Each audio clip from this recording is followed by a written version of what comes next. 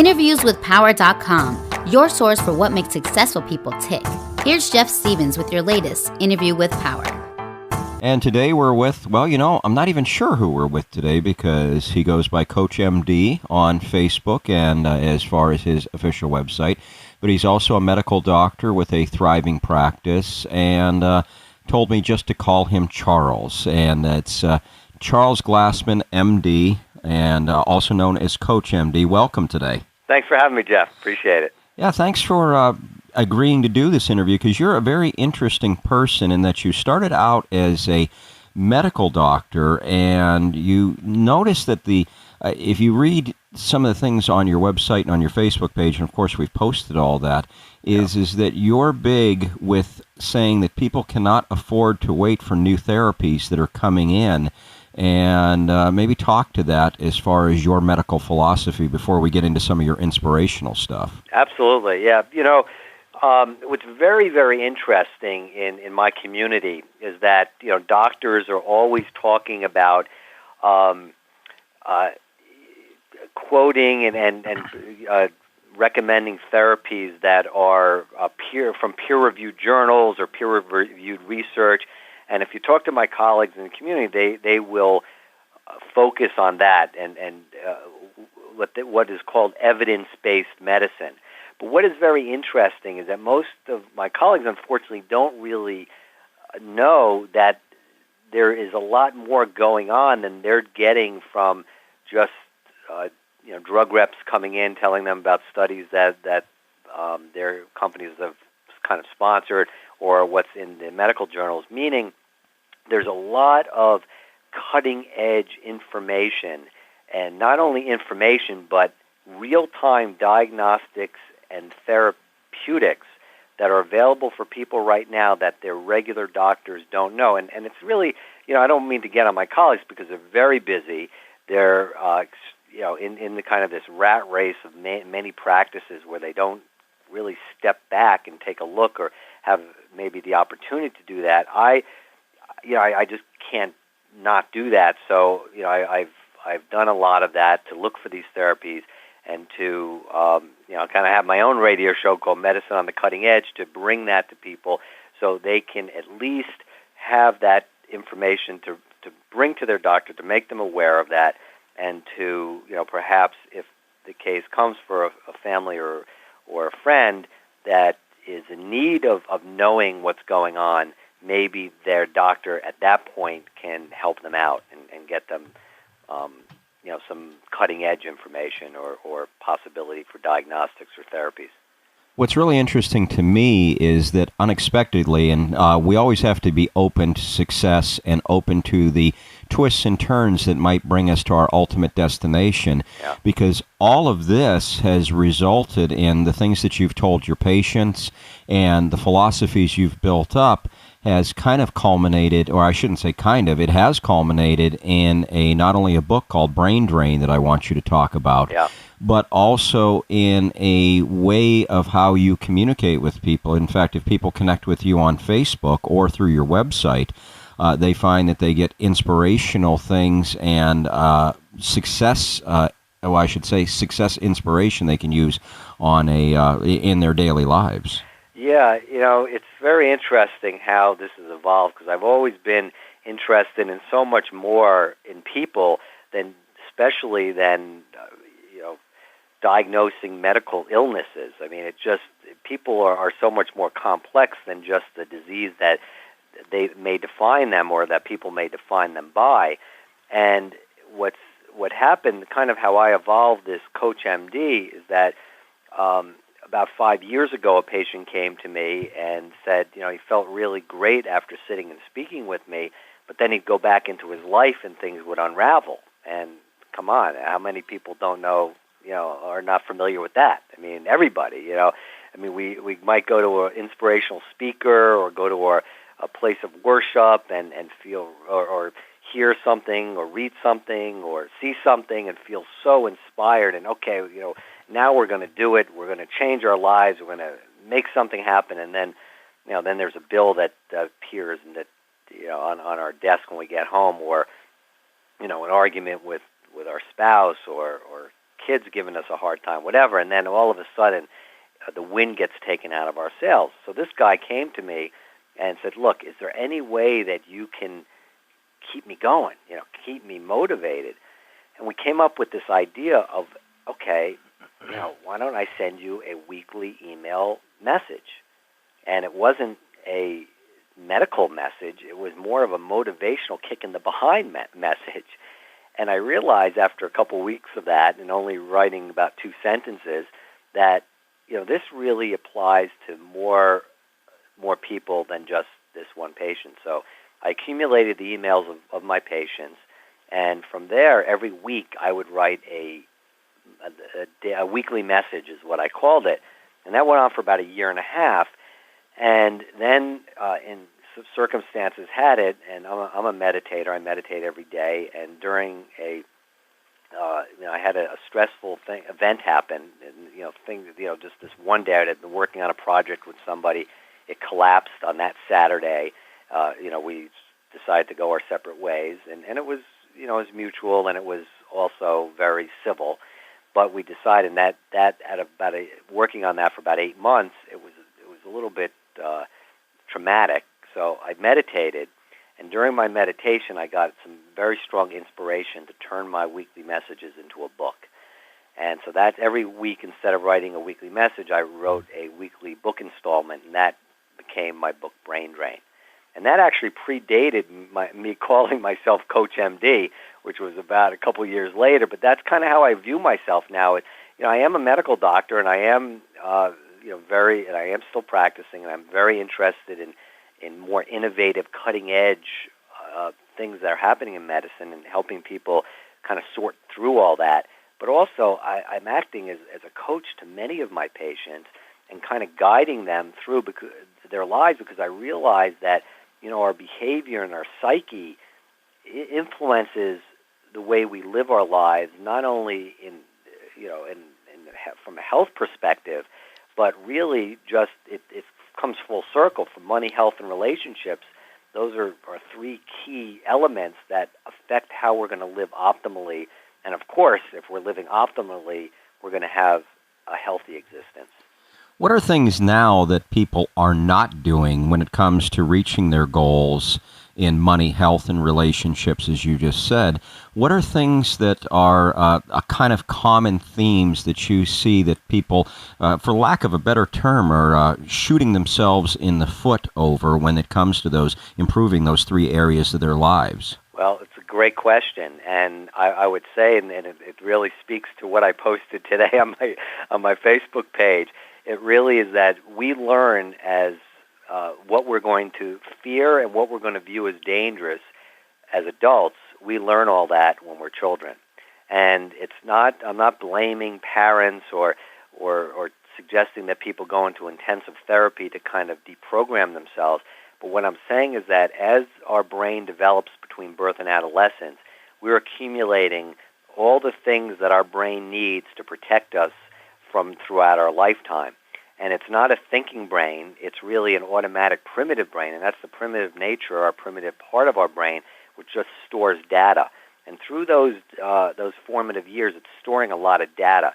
So what happens is, the way we shoot ourselves in the foot is that we're actually, as adults, we are actually accessing that information, that data, and we're using that to define how we're going to behave as adults. And most of that, because this brain only reacts, it doesn't think, and it only reacts in 2 ways, by fight or flight, we end up fighting or fleeing the things that are right for us, because those things were either in our data banks viewed as dangerous, or it is a certain comfort zone that we have that is our nest, as that we feel secure in. So in money, health, and relationships, that could be you could be poor, and that could be what you grew up with and all you know, and that's so familiar. And our brain fights or flees the unfamiliar. So it's going to fight or flee anything other than being poor. Being healthy, for instance. If you're sick all the time, if that's all you've known for many years, your body and your brain becomes familiar with that, and anything different, it's going to fight or flee. If you're in a traumatic relationship, an abusive relationship, It may stink and it may be horrible and you may hate it, but the unknown, the unfamiliar is dangerous.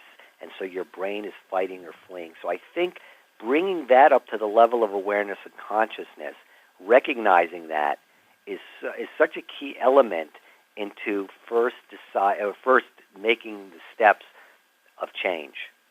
It's funny, I watched your YouTube video over the weekend exactly about the primitive brain, and it was very interesting to me because I related it to myself when I started interviews with Power.com. I've had this idea for a couple years, but the self-doubts crept in. Oh, well, I don't think anybody's going to really want to talk to me, or I'll never be able to get a hold of anybody. How am I going to install the web? All these doubts that creep in, but realizing now after watching your video that it's the primitive brain that is controlling that. And as you say in your video, which I thought was very interesting, I want you to expand on it, is that when you have your mind, as you just said, you bring it to the consciousness and then your mind takes over, and then results is the best thing to defeat that primitive brain, because your mind says, hey, you know what, I know you're telling me I'm supposed to be fearful of this, but look at all these great things that are happening. And I think that's what you're telling people to do, is to recognize that fear and then also push through it so you can get the results that push that primitive brain into the background. Absolutely. And Jeff, think about this, okay? People look at me and they say, "Oh, you're a doctor. You're got it. That's you've reached what everyone whatever, the success, whatever." I don't know. I don't know if people look at me like that, but I know it does creep into a lot of people's brains when they do look at me or hear me or whatever. But if you break it down now, and when I started writing this guy these weekly messages, and then I had to write a message every week. Now, how do I come up with material? And people would say, you got a full plate. I mean, how do you do this every week, and then you write a book? How do you do this? My answer is, I had to do it because I had to figure out in myself what was going on. Why was I have the things that you're talking about, the self-doubts and the self-sabotage, whatever. I felt I needed to figure that out. And if I wasn't writing, if I didn't take the time and I didn't write my book, I don't know that, I don't know what would have it been. I really needed, so it was really my self-therapy in a way. And so what I discovered and what you're talking about is this primitive nature. And this primitive nature is, the way this brain has evolved over hundreds of thousands of years, but it really hasn't changed much.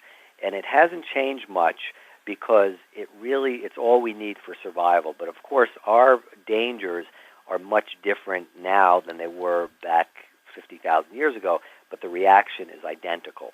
So how do we deal with that? How do we change it? How do we change, all this stuff, I'm talking about how bad it is, if we're stuck in a bad relationship or if we're unhealthy or we don't have the money. Okay, so that's great, Doc, Coach MD, but how do we change that? What I came about thinking is that since this brain only reacts, it doesn't think, how then can we make it so it works in our favor? Well, the way we can do that is by making the unfamiliar familiar, because we don't want it to fight or flee, right? We want to attract things. We don't want to fight or flee what we want. We want to have that attraction. So how do we make that happen? Well, by making the unfamiliar familiar, you'll have this brain working for you, so then you could free up your higher mind, your consciousness, your spiritual connection, your whatever that higher mind that we all possess, which I feel is God-given. But that it doesn't. You don't have to believe in God to understand that we have something different than the animals have, and this higher mind is what really allows us to get the results. And to make the unfamiliar familiar is through results. It's through action. For example, okay, let's say you're learning a new instrument or playing a sport. Okay, I'll use an example that I have. I like to play tennis, but I didn't play tennis as a kid. I fooled around like everybody does, hit the ball with the racket, whatever. But I started playing as an adult, and I remember, first feeling very awkward playing tennis. And even now, since I don't play that much, I might play maybe once or say 2 to 4 times a month. Okay, so I'm not playing that much. But I know that over the last couple years, I don't get as anxious anymore when I'm first going out to play. I used to get anxious, and I couldn't understand why was I getting anxious. And it's because it was unfamiliar to me. To play this sport, which I hadn't played as a child, and I'm now playing as an adult, and I'm playing against people who are much better than me, who seem to have been doing this since they were before they were walking, and here I'm now playing, and I used to get anxious. And I realized it's because this was very unfamiliar. But by making it familiar, don't get anxious anymore. And the same thing with playing an instrument. I played trumpet, as a kid, but I always wanted to play the drums. So when my son got old enough to start playing an instrument, we started learning the drums together. And I know that when I first started and I played in front of people, I was, very anxious. But now I actually love it, and I want to do it because I've made the unfamiliar familiar. And by doing that, you free up that mind, and it's, no telling the great things you can attract. And of course, being a doctor, health is very important to me, and the great health you attract from that. I wanted to explore that a little bit, not the doctor part, but the fact of the attraction and number one, the attraction, and then number two, also the people that make the assumptions, and I see this with successful people. Successful people have as many challenges and self-doubt and fear as anybody else. It's just successful people, in my mind, all the people that I've talked to have had the ability to cut through all that and take the action, as you say, to make the familiar more familiar. So maybe talk about, and you even touched on this earlier in the interview, is that, sometimes people just make the assumption that, I'm a doctor. I think they almost think that if you have MD after your name, it's just an automatic, you're going to be successful. And, I don't have MD after my name, so I probably just can't do what Dr. Glassman did. But that's actually untrue. It's about taking action. And then the second part of it is then maybe expand more on the law of attraction as well. Yeah. Well, it's very interesting because around the time I started writing my message, people started coming to me and saying, mainly my patients, coming to me and saying, what you're writing about, have you ever read The Secret? Okay, so it was around that time, about 5 years ago, and I hadn't read it, hadn't watched it, but a lot of people were asking me about it because they were thinking that a lot of the things that I was talking about seemed to resonate with them. And it was the interesting thing is that these are patients of mine. Now, they're coming to me, I'm a doctor, and they're talking to me about this law of attraction. And, do any other doctors know about this stuff? It's like, obviously if people are wanting this or interested in it, I think it's important to their lives, and certainly it must be important to their overall health. So it's something I felt I needed to know more about. So I did look into it. I did watch it first and then read the book. And I did definitely connected with a lot of what the law of attraction was saying. But what I think is missing, and what I really want to be is kind of a facilitator for people to kind of get, understand that, yes, there is something called the law of attraction, but you have to understand that most of us are fighting or fleeing those things that we want most in life.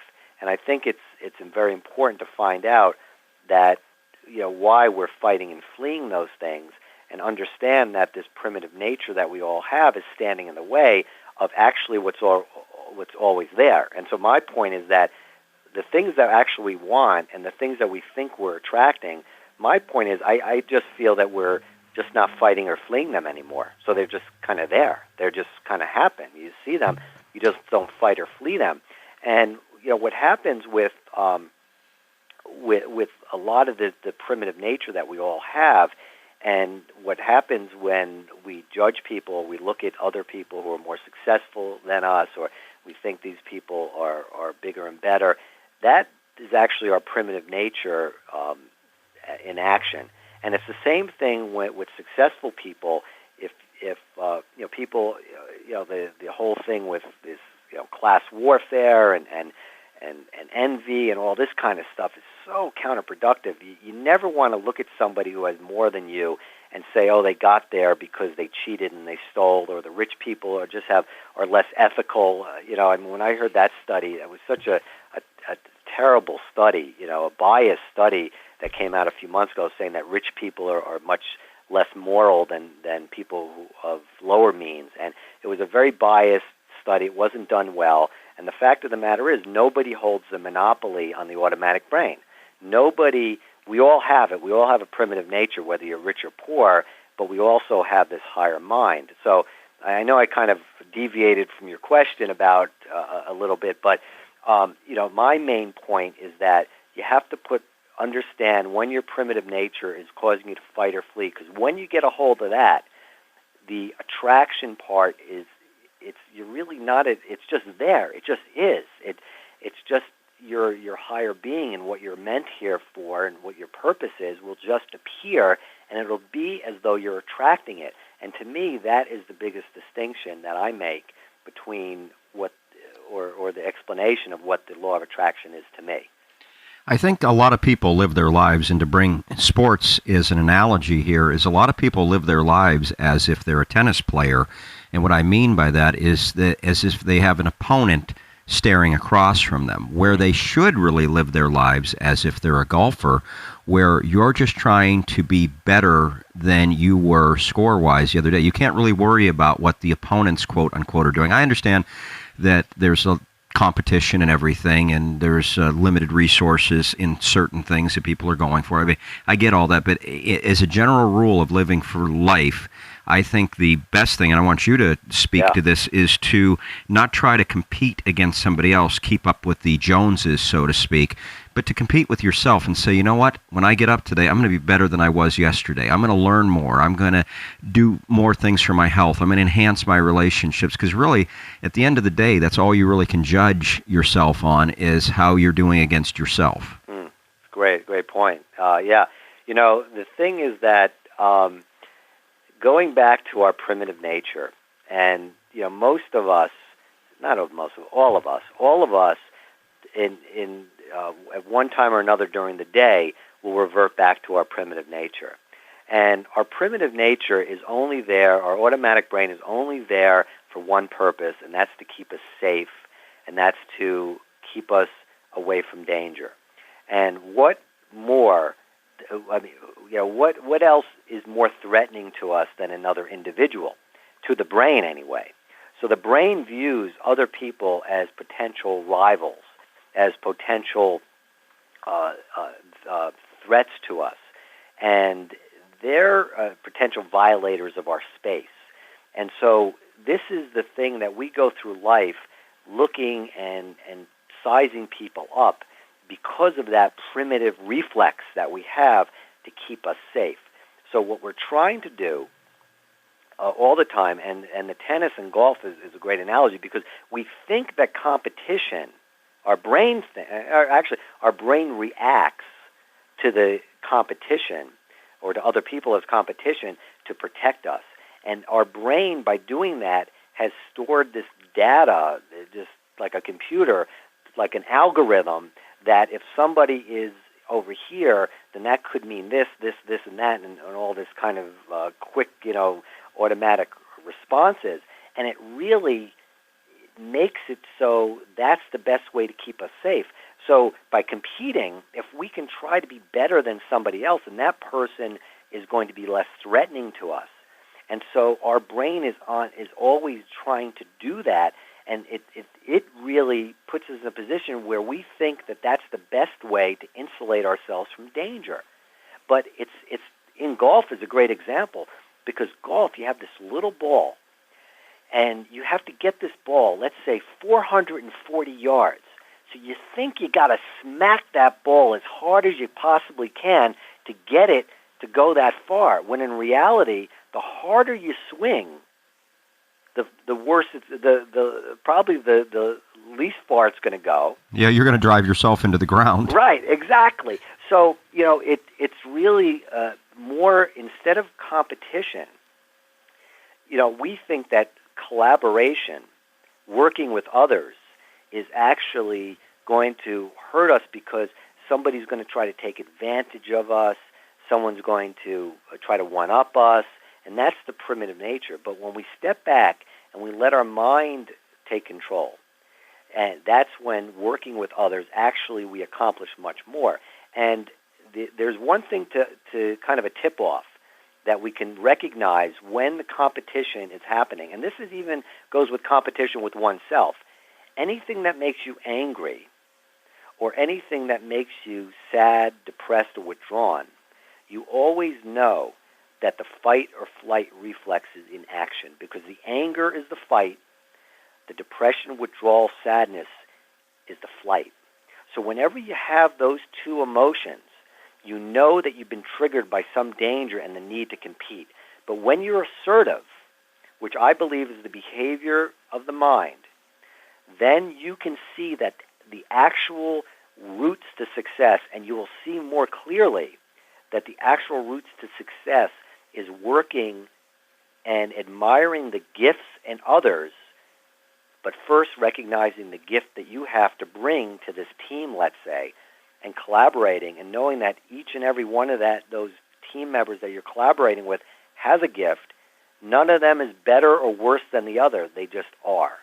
And so when you get above that idea of competition, that you have to one-up, that you really have to work hard to one-up somebody, because once you understand that that's your primitive drive, your primitive nature, it really goes into helping you achieve those things that you want, and actually seeing those things and attracting those things which were always there in the first place. In other words, the primitive brain has its purpose because it does protect us from actual danger, but in trying to achieve success, the primitive brain is a very limiting thing.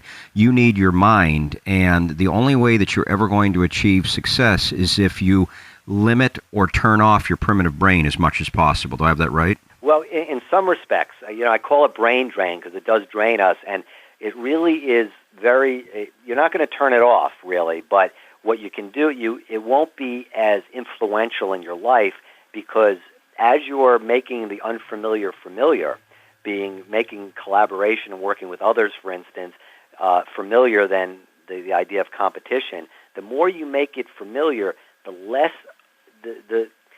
intense that fight or flight reflex is going to be. And I think we've all experienced it, because let's say something goes wrong, a door closes. Like it happened to me on Friday, a couple days ago. Something happened where there was a door that closed. And when that door closed, I can tell you for a few hours, I had so many things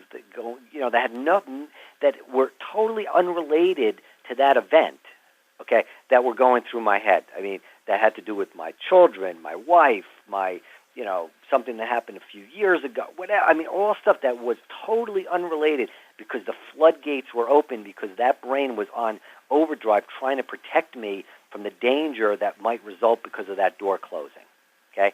And when that happens, you have to understand that it's only because that brain is reacting, and, I let it kind of go, and then I kind of applied these things that I'm talking about, and I was able to bring myself out of it rather quickly. Okay, I've got a few final questions for you. One is, which I thought was a very interesting quote from one of your Facebook posts. This happened on March 29th, but this has stuck with me. I've actually saved it because this kind of approaches it from the other side, that we can all understand that when we're presented with danger or perceived danger, that we can have a fight or flight reaction, as we've been talking about this interview. But what people don't realize is that, somebody might be listening to this right now perfectly happy and content, but there's those creeping doubts that come in that sabotage your happiness. Let me just read this quote to you and let you react to it, because I thought it was very insightful as to how this primitive brain can actually work on you when things are going great. Yeah. Quote, a happy or successful mindset, in my estimation, is changing the emotional habits of what make us unhappy or unsuccessful in the first place. Perhaps one of the most annoying habits is the default tendency to expect the next shoe to drop when things are going well. This, of course, is a way for us to protect ourselves from pain, but alas, it greatly sabotages our efforts at sustained happiness and success. Yeah, I wrote that. You sure did.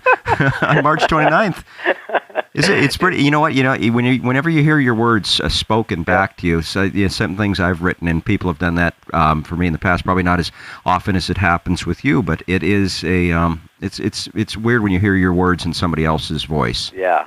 No, and when I first came up with that idea of these things, always looking for the next shoe to drop, it was actually my weekly message from a few years ago that was in response to The Sopranos last episode. And I don't know if you were a Sopranos watcher. Oh, sure, yeah, I saw all of them. Okay, so the listeners, just to recap, if you're not familiar with The Sopranos on HBO, and it was a mob story, but it was much more than a mob story. Kind of got into their heads. And the last episode, there was Tony Soprano, who was the mob boss. After a lot of things had gone down, a lot of people had been knocked off. He's sitting in a diner. I think it was with his family, and all of a sudden, someone walks through the front door, and then it goes black. And everybody was trying to get their read on it. People say, "Oh, he was knocked off," but my read on it was that it went black because his life was going to be spent him always looking over his shoulder for the next shoe to drop, waiting for the next shoe to drop. For the person walking in the door could be a threat. The person at the counter could be a threat. Everybody could be a threat, and that was his life. That was his life going forward, and that we could all imagine must be the life of somebody in the mob, always looking over their own shoulder. And what I found with my own life and my own circumstances, that when things are going well, that happens to me. I can be really feeling upbeat and positive. I can be in the car singing or drumming on the steering wheel, whatever, and all of a sudden I'll get a negative flash into my head that will kind of make me put the brakes on, literally and figuratively, And, I find that becomes a habit after a while.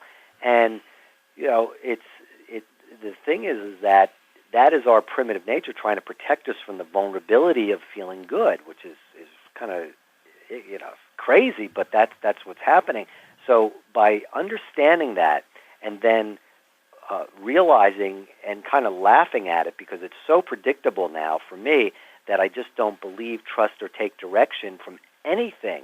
Any thought that flashes through my head like that, kind of a zinger, as I used to call them, a zinger of a thought, I don't believe, trust, or take direction from them. I kind of go on my way, and I know that I will be able to figure out what I need to figure out, but I don't need to do it at that moment. I'm going to be in a much better position, a much better mindset, a successful mindset, when I don't believe, trust, or take direction from those zingers, those thoughts that go through. And then whatever that was trying to remind me of, whatever danger I need to address or whatever, most of the time it's not even something I need to address. But if it is something, I'll get to it.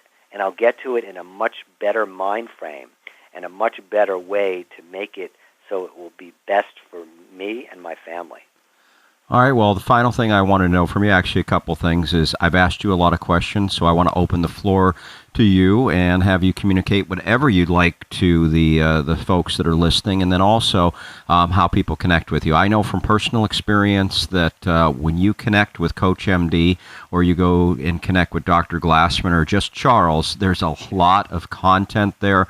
There's a lot of stuff that you give. Your Brain Drain book is available in many different formats. I mean, you can download it for the Kindle. You can get a hard copy. So there's a lot of different ways to connect with you. you, and you give a lot to people. And that's why I've seen your Facebook list grow from, when I got on, it was about 10,000 people or so, and I've known in just a couple months it seems to have grown to over 13,000. So, again, speak to those few things, how they connect with you, and then anything else you'd like to communicate. Sure. First, communicate, how, just some thoughts that I want to leave with everybody is that one of the things I've noticed about myself, throughout my life is that it's very hard for me to be successful when I know that other people are struggling, okay? And, but that is something that's held me back as well. And I know now that the more successful I can be, the more people I can help. And I don't have to hold myself back anymore, because that was my primitive nature trying to do that. And that's something that I've overcome. And I want everybody to understand that really, truly, everybody, every human being is gifted a mind. And that mind is your connection with your deeper, truest, pure potential, your spirituality, how you ever want to define that. It's your personal power. It's who you are. We all have that. We all have a special gift. And what has been blocking us is this primitive nature. I feel that we were gifted a mind around the time of biblical creation, let's say, about anywhere from 6,000 to 10,000 years ago, because something dramatic happened in human history around that time. Whatever you believe, there was a dramatic shift. And I believe this shift was a shift in consciousness and the introduction of the mind. Whether you believe God gave it to us or not, that doesn't matter. But what does matter is that you do have that gift, that pure potential. And I feel it's my purpose in life to help people explore that, to help them bring that out, because to me that is being a doctor in its truest sense, in its most authentic sense, is to help people recognize their truest potential, and that's going to keep people healthy. And to me, I can't ignore that. And that would be my message. As far as getting in touch with me, I love Coach MD on Facebook, and as you said, it's now over 13,000 followers, and I really take it very seriously, that page, and I do communicate with you. People leave questions either privately or on my wall, or to give me feedback, and I really I love it. And my website is charlesglassmanmd.com, but keep in touch with me, because there are so many things that I'm working on now that will be coming out in the next several months that I really feel will be able to help people and bring them and help people come to the next level, so they can really understand what the law of attraction really is, how it can help them with their lives and in money, health, and relationships especially. And and also the forms of brain drain, which predated my Coach MD, but brain drain, I actually recorded it for download, and there is a I don't know if there's a link on my Coach MD, because they only allow you certain links, but it's on CD Baby. You can download it for cdbaby.com and just look for brain drain, and you could actually download an audio file so you can listen in your car or whatever. But it is available on Amazon, and and who knows, maybe my next works will actually be picked up by a real publisher, because I did this myself, and that's a whole other story. And and then maybe I can reach more people. Yeah, and just as a final thought, I mean, Brain Drain has won a lot of awards. And I'm going to have to brag for you here. That it won in the spiritual category at the 2009 Los Angeles Book Festival, won the 2009 Pinnacle Achievement Award for Best Self-Help Book, and a category finalist for the 2010 Eric Hoffer Award, and received honorable mention at the 2009 New England Book Festival. So, hey, for self-publishing, or by any stretch of the imagination, any definition, that's a great accomplishment. Thanks, Jeff. And I'm going to actually plug myself one more time. Absolutely. And as in last year, 2011, I actually won in the IPPY Award, which is the Independent Publishing Award for Best Self-Help Book. And the year before, with the Hoffer Award, last year they actually gave me the 2011 winner in the health category. So, and this was a grassroots marketing effort on my part. Nobody's helped me with this, And my the brain drain and Kindle over the last 3 months, and now it changes every hour, but it's been in the top 100 on multiple occasions in the categories of stress management, healthy living, and spirituality.